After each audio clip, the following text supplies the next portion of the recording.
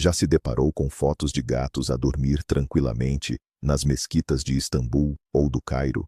Deitados em tapetes luxuosos, ninguém os incomoda ou afasta. Por que será que, no mundo islâmico, esses animais são tratados com tanto carinho e reverência? Não é por acaso, nem uma mera tendência. Por trás disso, há uma história fascinante que teve início há quase 1500 anos. Hoje, vamos desvendar a história de Mueza, a gata predileta do profeta Maomé, e perceber por que, no Islão, o gato é muito mais do que um simples animal de estimação. É um símbolo de pureza e misericórdia. Para compreendermos a profundidade desta afeição, é preciso viajar no tempo até a Arábia do século VII. Naquela época, a relação com os animais era, na sua maioria, utilitária. Eram fonte de alimento, meio de transporte ou serviam de guarda. Contudo, com a chegada do Islão, muita coisa se transformou. A nova doutrina trouxe consigo a ideia de que todos os seres vivos são criações do Todo-Poderoso e que o ser humano tem a responsabilidade de zelar por eles. E foi o próprio profeta Maomé quem, através do seu exemplo pessoal, demonstrou como essa responsabilidade deveria ser aplicada na prática. Para compreendermos essa conexão especial, precisamos começar pelo conceito mais fundamental do Islã: a pureza ritual. Não se trata apenas de higiene, como a entendemos normalmente. É um estado de pureza espiritual que o muçulmano precisa alcançar para poder realizar suas orações. Muitas coisas podem comprometer essa pureza, incluindo o contato com certos animais. Por exemplo, a saliva de cães é considerada impura, de acordo com muitas escolas islâmicas, e após o contato com ela, o fiel deve realizar uma purificação ritual. Contudo, os gatos são uma história completamente diferente. Eles são a exceção à regra. Na tradição islâmica, os gatos têm um status muito particular. Tahir. A palavra em árabe significa puros. Imagine o que isso significa na prática. Se um gato comer do seu prato ou beber água da sua xícara, nem os utensílios nem a água se tornam impuros. Pode-se continuar a usá-los, inclusive para o wudu, a ablução ritual antes da oração. Mesmo que pelos de gato fiquem presos à roupa, isso não invalida a oração. É este estatuto de pureza único que lhes abre as portas das casas, e o que é mais surpreendente, das mesquitas. Eles podem circular livremente entre os fiéis, dormir sobre os tapetes de oração, e ninguém considerará sua presença algo impróprio ou inadequado. Mas não é só uma questão de praticidade ou pureza ritual. Seria simplificar muito. A verdadeira razão para este profundo apego reside muito mais fundo no coração da própria tradição islâmica, na vida e nos atos do profeta Muhammad. Foi o seu exemplo pessoal que transformou o gato, de um simples animal limpo, num verdadeiro símbolo de misericórdia. Então, chegou a hora de conhecer a personagem principal da nossa história. O nome dela era Mueza. Lendas, transmitidas de geração em geração, descrevem Mueza como a gata favorita do profeta. Ela era sua companheira constante, muitas vezes dormindo em seu colo durante os sermões, ou simplesmente cochilando ao seu lado, enquanto ele se ocupava com seus afazeres. Essa ligação tão próxima foi o berço da história mais famosa e comovente, aquela que, por séculos, definiu a atitude dos muçulmanos para com os gatos. E essa história é a verdadeira chave para entender tudo. Eis a história. Imagine a cena. Ressoou o Adhan, o chamado para a oração. O profeta Maomé preparava-se para ir à mesquita. Ele se aproximou para vestir seu manto e notou que Mueza dormia profundamente em uma das mangas de sua veste. Diante dele havia uma escolha. De um lado, o dever sagrado da oração, que não podia ser adiada. De outro, uma pequena e indefesa criatura, mergulhada em um sono sereno. O que uma pessoa comum teria feito? Provavelmente, teria acordado o animal com cuidado ou o teria movido de lugar. Mas a decisão tomada pelo profeta Maomé se tornou lendária. Ele não quis incomodar sua querida gata. não a acordou. Em vez disso, pegando uma faca, ele, de forma silenciosa e cuidadosa, cortou a parte da manga onde Mueza repousava. Deixou-a continuar seu sono tranquilamente naquele pedaço de tecido, enquanto ele, com a veste de manga cortada, partiu para a oração. Este gesto simples, mas incrivelmente eloquente, transformou-se numa lição poderosa para todos os seus seguidores.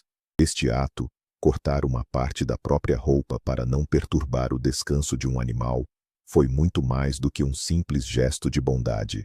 Foi uma lição viva, uma demonstração prática do princípio islâmico de misericórdia para com toda a criação. Ele revelou que a compaixão e o cuidado com um ser fraco e indefeso podem ser mais significativos do que posses materiais, até mesmo a própria vestimenta. Esta narrativa, transmitida de geração em geração, consolidou na mente dos muçulmanos a imagem do gato como um ser merecedor de respeito e proteção. Ela se tornou um lembrete perene de que a verdadeira fé se manifesta não apenas nos rituais, mas também nas ações cotidianas, na forma como tratamos as mais humildes criaturas do Altíssimo. Ao retornar da oração, o profeta, segundo a tradição, encontrou Mueza já acordada, que, em sinal de gratidão, inclinou-se perante o seu mestre. Em resposta, ele a acariciou suavemente as costas por 3 vezes. Foi este carinho que deu origem a outra bela lenda, que explica a incrível habilidade dos gatos. Disse que, ao acariciar Mueza nas costas, o profeta Maomé concedeu-lhe, e a todos os seus descendentes, um dom único, a capacidade de aterrar sempre de pé. Do ponto de vista científico, é claro, isto é explicado pela sua coluna vertebral flexível e pelo reflexo de endireitamento inato.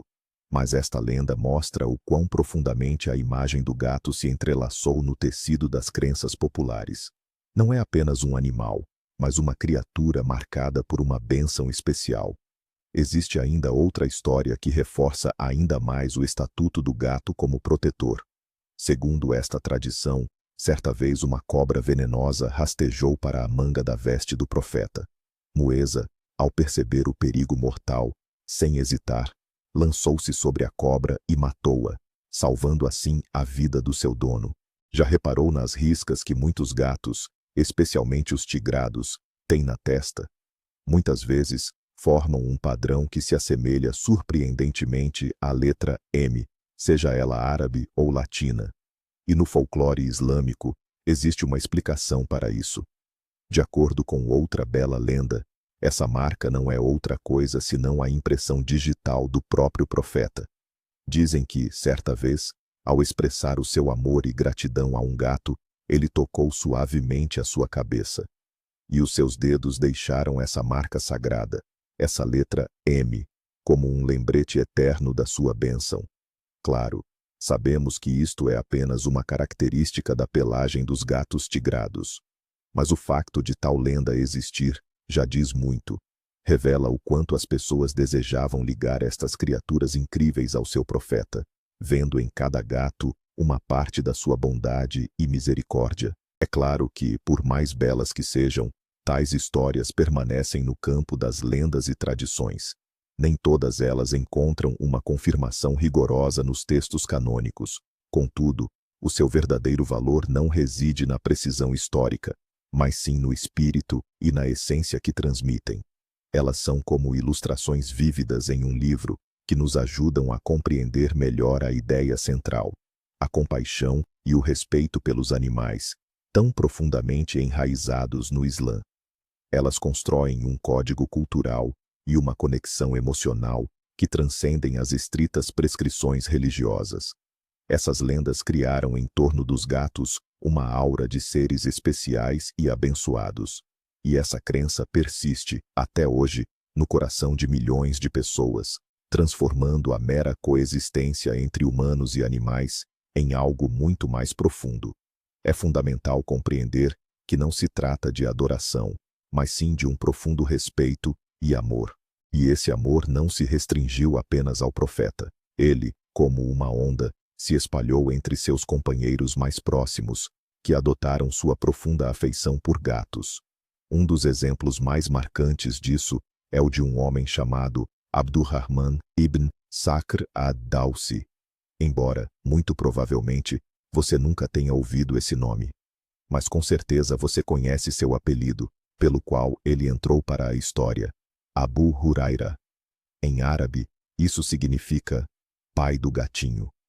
Imagine só, um dos mais renomados companheiros do profeta, que relatou uma imensa quantidade de hadiths, recebeu um apelido tão carinhoso e peculiar.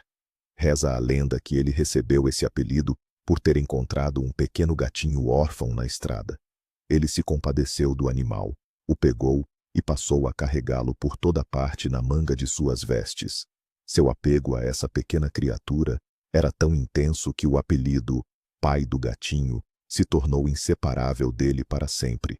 A história de Abu Huraira vai muito além de um mero conto agradável. É um indicador crucial da seriedade com que os primeiros muçulmanos encaravam os ensinamentos do seu profeta. O amor por gatos não era visto como algo estranho ou excêntrico. Pelo contrário, era uma atitude honrosa e digna de louvor. Ao tornar-se um renomado narrador de hadiths, Abu Huraira transmitiu ele próprio inúmeros relatos e ditos que ressaltavam a importância do bom tratamento aos animais. Seu exemplo, juntamente com o do próprio profeta, consolidou na mente dos muçulmanos a ideia de que cuidar de gatos é uma ação piedosa. E não são apenas palavras. Tudo isso se refletiu nos textos sagrados do Islã, nos hadiths, as coletâneas de tradições sobre as palavras e ações do profeta Muhammad. Esses textos servem como a segunda fonte mais importante da lei islâmica, depois do Alcorão. E neles, ao tema do tratamento dos gatos, é dedicada considerável atenção. Para entender melhor, vamos nos voltar diretamente para os textos. Nos hadiths, encontramos preceitos e ensinamentos específicos que moldam a relação dos muçulmanos com os gatos. Por exemplo, há um ditado bem conhecido, frequentemente citado, que afirma: o amor por gatos faz parte da fé. Embora alguns estudiosos questionem sua autenticidade, essa frase reflete maravilhosamente o espírito geral da relação com esses animais. Outros hadiths, considerados mais canônicos, confirmam o status dos gatos como animais puros. Em um deles, afirma-se que os gatos estão entre aqueles que constantemente nos cercam, sublinhando assim sua íntima conexão com o ser humano e o lar. O profeta declarou explicitamente que os gatos não são impuros e permitiu o uso da água que eles bebiam. Esses preceitos não são meras recomendações, mas sim a base da vida diária do fiel. Agora, voltemos ao momento crucial que definiu tudo. Imagine a cena. Ouve-se o chamado para a oração, o momento mais importante do dia para um muçulmano. O profeta Muhammad está prestes a se levantar, mas na manga do seu manto, sua vestimenta, dorme uma pequena criatura, a gata Mueza. O que faria uma pessoa comum? Delicadamente, sacudiria o animal. E o que faz o profeta? Ele pega uma faca e corta um pedaço da sua própria roupa. Vai para a oração com o manto danificado, apenas para não perturbar o sono do gatinho. Este gesto não é meramente uma história bonita. É uma lição vívida que, por séculos, demonstrou a todos os seus seguidores o verdadeiro valor da compaixão. Ele estabeleceu um padrão pelo qual o conforto de uma criatura indefesa pode ser mais importante do que uma peça inteira de roupa, mesmo que pertença ao próprio profeta. É por isso que o amor pelos gatos no Islã não é apenas sentimentalismo, é seguir diretamente o exemplo do profeta, uma personificação viva do princípio de compaixão por todos os seres vivos, que é a base fundamental da fé. O gato tornou-se um lembrete eterno de que a bondade para com as menores criaturas é o caminho para a satisfação do Altíssimo.